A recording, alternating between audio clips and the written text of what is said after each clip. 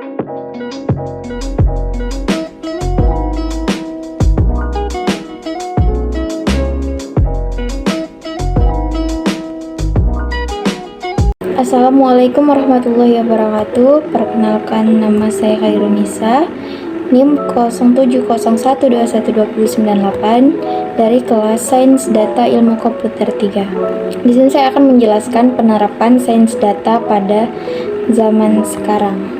Untuk daftar isi yang akan saya jelaskan bisa kita lihat seperti gambar tersebut. Di sini saya akan menjelaskan beberapa poin penting untuk mengetahui isi-isi dari materi yang akan saya jelaskan. Yang pertama, saya akan menjelaskan mengenai sains data, yaitu berisi pengertiannya dan tujuannya. Yang kedua, saya akan menjelaskan prospek keahlian yang dimiliki oleh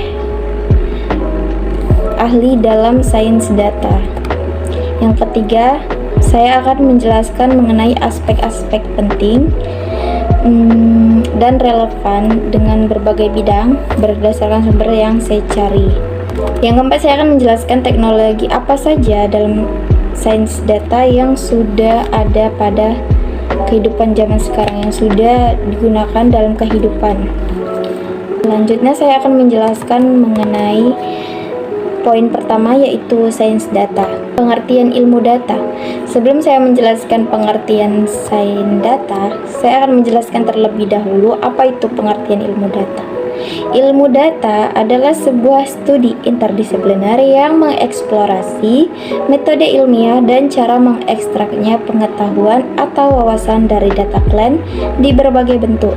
Tidak hanya terstruktur, tetapi juga tidak terstruktur. Nah, setelah mengetahui pengertian ilmu data, selanjutnya saya akan menjelaskan pengertian dari sains data. Sains data juga merupakan ilmu yang mengintegrasikan antara ilmu matematika, statistika, dan informatika atau ilmu komputer yang mempelajari tentang data, terutama data berskala besar ya, yang biasa juga disebut dengan big data. Dengan data yang berskala besar, maka dibutuhkan juga lah kemampuan yang besar juga, yang bertujuan untuk mendapatkan informasi yang berguna dan membantu pengambilan keputusan atau decision making di berbagai bidang di dunia nyata. Lanjut, kita akan masuk ke dalam poin kedua, yaitu prospek keahlian. Semakin berkembangnya zaman, sains data juga mencuri perhatian dengan ilmu yang berprospek cerah. Berikut adalah prospek yang dimiliki seseorang yang memiliki keahlian dalam bidang sains data di dunia industri. Keahlian dalam sains data. Ada beberapa keahlian yang dimiliki seseorang di dalam sains data, yaitu antara lain data science, data analysis, business intelligence analyst atau business analyst, statistician, lalu data engineer, data architect, database administrator, data and analysis manager. Setelah itu, kita akan memasuki poin ketiga, yaitu aspek penting. Penerapan data science pada zaman sekarang juga melibatkan beberapa aspek dalam berbagai bidang. Berdasarkan sumber yang sudah di searching atau berdasarkan sumber yang sudah dicari, ada beberapa hal yang diketahui tentang penerapan data pada zaman sekarang. Aspek yang penting dan relevan dalam berbagai bidang, yaitu aspek yang pertama yaitu data science merupakan ilmu yang penting untuk dipelajari karena memungkinkan perusahaan membuat keputusan bisnis dengan mudah, menyeimbangkan kebutuhan digital dan menganalisis big data yang dikumpulkan dalam waktu cepat. Jadi data science ini berguna juga untuk membuat sebuah keputusan yang efektif secara cepat dan tidak lama.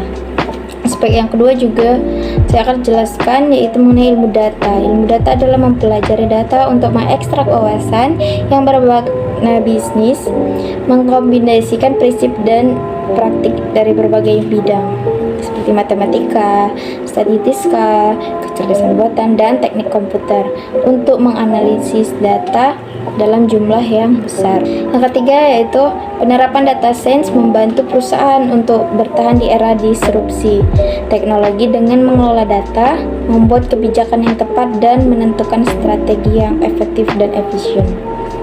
Yang keempat, Aspek yang keempat adalah data sains digunakan dalam berbagai bidang seperti kesehatan untuk menangkap informasi pasien, bisnis untuk menganalisis tren dan kebutuhan pasar, serta dalam teknologi seperti pencatatan kehadiran karyawan dengan sistem sidik jari.